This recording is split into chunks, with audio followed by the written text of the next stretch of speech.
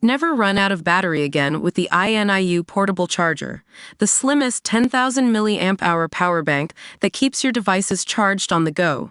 Stay powered up wherever you go. Click the link in the video description to shop now on Amazon. Hey everyone, welcome to TV Fam Central. Today we're talking about a very personal and thought-provoking story from Louis Theroux, the acclaimed documentarian who's back on the West Bank after 15 years. Louis recently returned to the occupied territory for his new BBC documentary, The Settlers, and it's clear that he took a bold approach in covering this sensitive subject. He describes his approach as perpetrator-focused, which means he spent time with those at the heart of the story who are often viewed as being on the wrong side, the Israeli ultra-nationalists who have settled there illegally.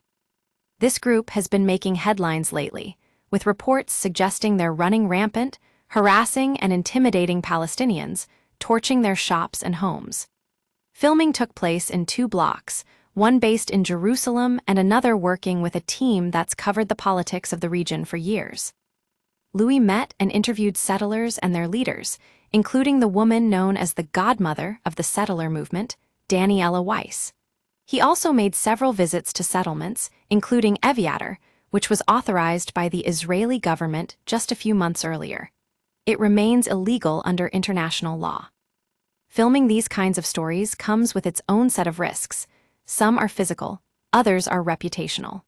Louis knows that the narratives around Israel and Palestine are fiercely contested, and he's willing to take on that challenge. He believes that by giving airtime to those who might otherwise be silenced, his documentary can help shed light on a much wider issue. The rise of exclusionary nationalism is a problem that affects all communities, but it's particularly concerning when it's perpetrated by a minority group with its own long history of persecution. Louis has made several films that document antisemitism, including one on the resurgence in social media, and he knows that extremism exists everywhere, but it's when those in power back it up that it becomes a real threat. Louis also drew inspiration from another documentary, No Other Land, which won an Oscar despite being accused of antisemitism. He saw how even exceptional filmmaking can be subject to attack, and he took that as a cautionary lesson for his own work. The world is watching what's happening in Israel and the occupied territories with increasing interest. Some global populist leaders view the ideology of the settler community as a prototype for their own brand of nationalism.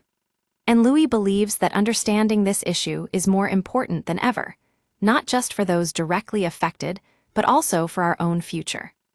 Louis' story is a sobering reminder that we all have the strength to withstand the misfortunes of others, and it's up to us to use that strength to create change. We'll be talking more about this story and its implications in the days ahead, so stay tuned to TV Fam Central for more on this critical topic.